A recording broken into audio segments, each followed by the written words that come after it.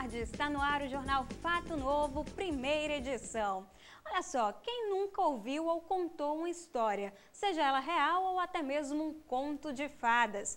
Uma oficina está sendo realizada para ensinar para uns e aprimorar para outros a arte da contação de histórias. Era uma vez uma oficina onde as pessoas aprendem a contar histórias. Eu sei que na verdade carinhos você quer ganhar. Um dia, gatinha manhosa, eu prendo. Nesta incrível viagem de contar histórias, homens e mulheres ouvem atentos o que os arte-educadores Paulo André Viana e Sandra Rosa têm a ensinar. Como se não houvesse mundo lá fora e só a magia da literatura existisse. Contar histórias é uma arte milenar, é uma arte onde nós podemos compartilhar emoções. Não é, Sandra? Isso, exatamente. É uma arte que vem dos nossos antepassados. Desde das cavernas já se contava histórias através de imagens. E de lá para cá desandou, né, a contar. E estamos nós aqui na incrível viagem de contar histórias. Técnicas para aquecer o corpo, a voz e a imaginação fazem parte do aprendizado. Não, na verdade, nós vamos desde a importância da oralidade para a formação do ser humano até a literatura, né, que hoje em dia até chegar ao livro.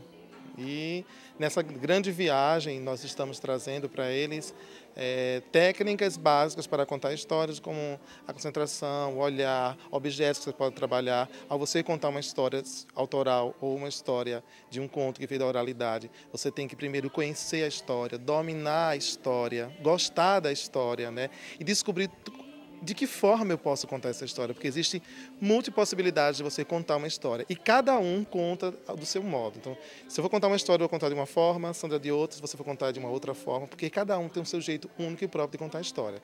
Aqui nós vamos mostrar as multipossibilidades que você tem para contar uma história, né? Então aqui você vai ser teoria e prática, vamos compartilhar muitas histórias juntos. A professora Maria Inês aposta na oficina para desempenhar ainda melhor o papel de educadora. Realmente eu vim para aprimorar mais o pouco que eu sei sobre a contação de história. Eu gosto muito de fazer fantoches para as crianças na sala de aula, de ler o livro, de fazer eles representarem a história. Trago acessórios para que eles também vivenciem a história e fiquem dramatizando, e eles gostam muito, né? E eu digo, eu vim para aprender mais as técnicas realmente da contação de história, porque eu não tenho ainda, né?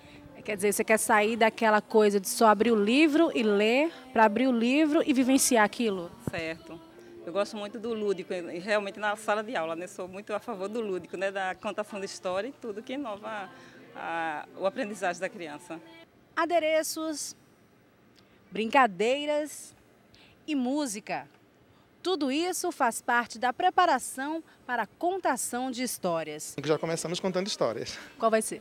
A história do sábio e do estudante. É uma história muito legal, assim, que tem tudo a ver com o início da nossa oficina. Pode me dizer o que eu tenho aqui em minha mão? Já estava ele com o passaporte. O sábio olhou para ele e disse, então? Ele olhou para o sábio e disse, então, seu sábio, o que eu tenho em minhas mãos?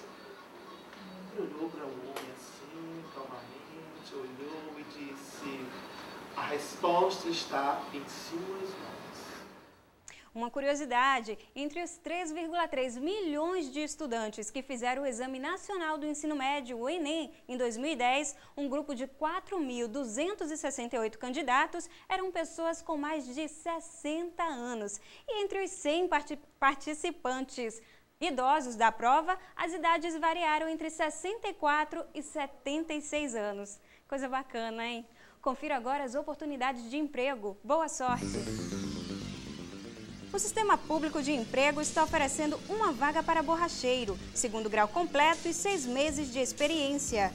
Uma vaga para auxiliar de cozinha, primeiro grau completo e 6 meses de experiência. 2 vagas para atendente de lanchonete, segundo grau completo e 6 meses de experiência. Uma vaga para atendente de farmácia balconista, segundo grau completo e 6 meses de experiência. O Sistema Público de Emprego fica na Avenida Rio Branco, número 155, no Recife Antigo. O telefone é o 3355-2906. E o prefeito do Recife, João da Costa, vai entregar nesta quarta-feira um conjunto de ruas pavimentadas no bairro de São Martim. Ao todo, serão 12 vias contempladas que irão beneficiar cerca de 500 famílias residentes na comunidade. A solenidade de entrega vai acontecer às 7 horas da noite no cruzamento da Rua Ourém com a Rua Maria do Carmo. Você que é estudante, confira agora as oportunidades de estágio. Boa sorte! O CIEE está oferecendo 2 vagas para estudante de turismo, do 3º ao 7º período.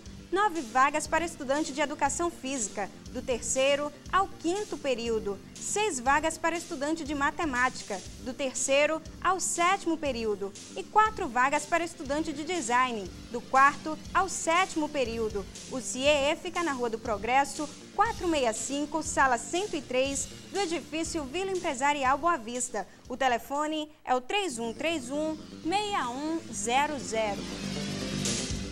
Método usado nos Estados Unidos e na Europa há décadas. A quiropraxia trata de problemas do sistema muscular através de terapia manual e exercícios para melhorar a postura, acabando assim com as indesejadas dores nas costas. Dores nas costas e nas juntas, quem nunca sentiu? Principalmente quem trabalha com esforço repetitivo, muito tempo sentado ou em pé, com posturas inadequadas ou se submetem a grandes situações de estresse. Novas técnicas surgem para amenizar os danos físicos. A quiropraxia é um sistema de tratamento que visa restabelecer uma harmonia, tanto entre o sistema nervoso com o sistema muscular e esquelético, visando eliminar a dor, harmonizar a postura e dar maior mobilidade ao corpo.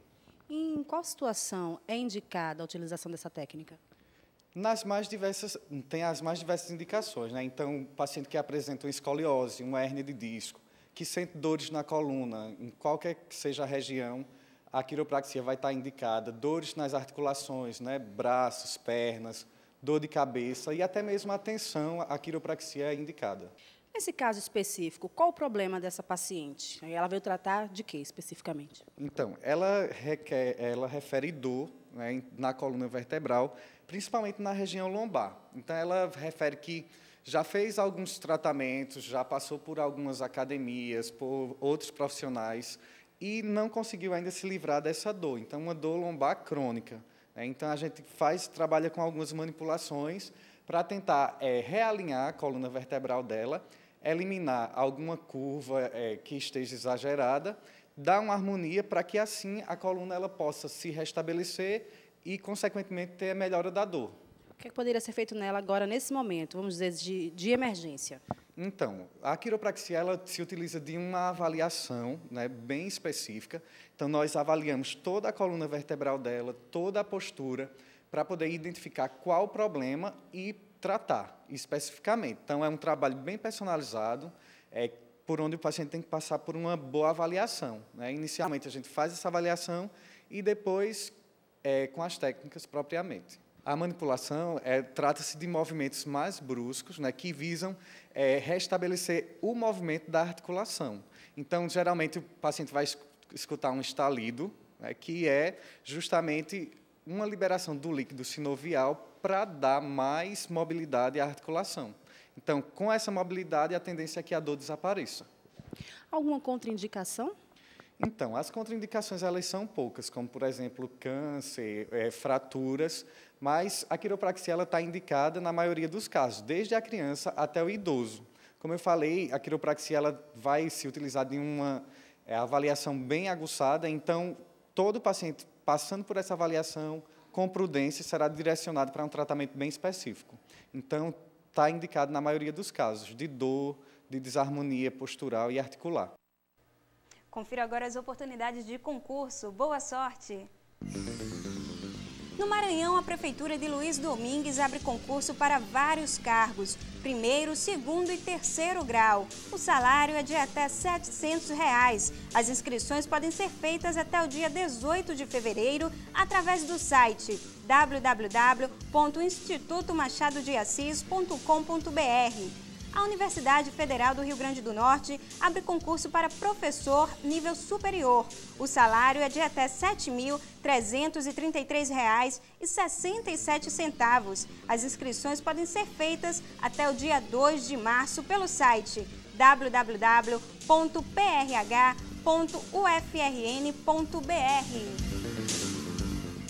E durante o projeto Verão da TV Nova Nordeste, eu consegui encontrar no município de Itapissuma um lugar e uma pessoa fascinante que muitos ainda desconhecem.